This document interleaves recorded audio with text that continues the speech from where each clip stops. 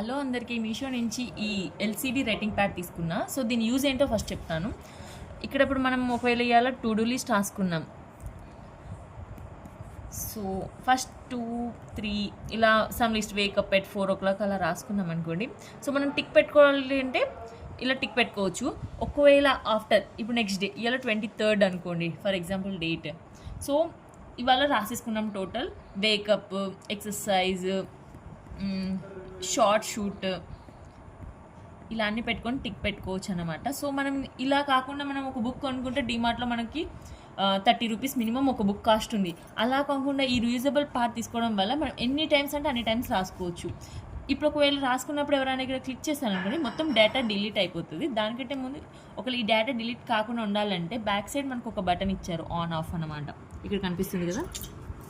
ఇప్పుడు మనం ఇది ఆఫ్లో ఉంచామనుకోండి, ఇప్పుడు డిలీట్ కొడితే అది వెళ్ళదన్నమాట. చూడండి, ఇప్పుడు ఆ డేటా అనేది రిమూవ్ అవ్వట్లేదు. సో ఇప్పుడు మనం రాసుకున్నప్పుడు ఇక్కడ దీనిపైన రాసుకొని మనం ఒక టేబుల్ పైన పెడతాం. సో ఎవరైనా చిన్నపిల్లలు వచ్చి డిలీట్ బటన్ నొక్కితే అప్పుడు వెళ్ళిపోతుంది కదా. ఒకవేళ ఇది మనము ఆన్లో ఉంచుకున్నాం అనుకోండి ఇక్కడ బటన్.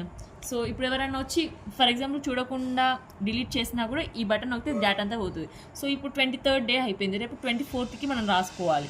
సో అప్పుడు ఏం చేయొచ్చు అంటే జస్ట్ డిలీట్ బటన్ కొట్టి మళ్ళీ టు డూ లిస్ట్ అని పెట్టేసి డేట్ 24 వేసేసుకొని మళ్ళీ మనం ఏం చేయాలనుకుంటున్నామో అవి రాసేసుకుంటే అయిపోతుంది. సో దీనివల్ల మనకు స్పేస్ సేవ్ అవుతుంది. అలాగే ఇది మనం యూజ్ చేసుకోవచ్చు.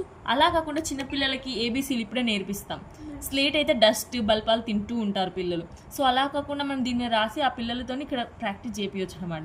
సో దీనివల్ల వాళ్ళు బల్పాలు అలాంటివి తినరు, ఏబీసీలలో ప్రాక్టీస్ చేసుకుంటారు.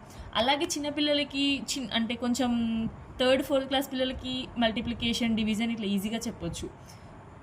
ఇలా అంటే ఇలా ఎన్ని టైమ్స్ అంటే అన్ని టైమ్స్ మనం ఇక్కడ రాసేసి వాళ్ళకి ప్రాక్టీస్ చేయించవచ్చు అనమాట. సో దీనివల్ల బుక్స్ వేస్ట్ అవ్వవు, వాళ్ళకు ఇంక్ అలాంటివన్నీ మరకలు అంటించుకుంటూ అలా కూడా ఏం అంటించుకోరు. మీరు ఈజీగా క్లీన్ చేసుకొని పెట్టుకోవచ్చు అనమాట. సో ఒకటే కాబట్టి వస్తువు పేపర్లు చింపడం, తినడం, వాటర్ పోయడం అలాంటివి కూడా ఏం చేయరు. So thanks for watching. మీకు నచ్చినట్టయితే మీషోలో కొనుక్కోండి.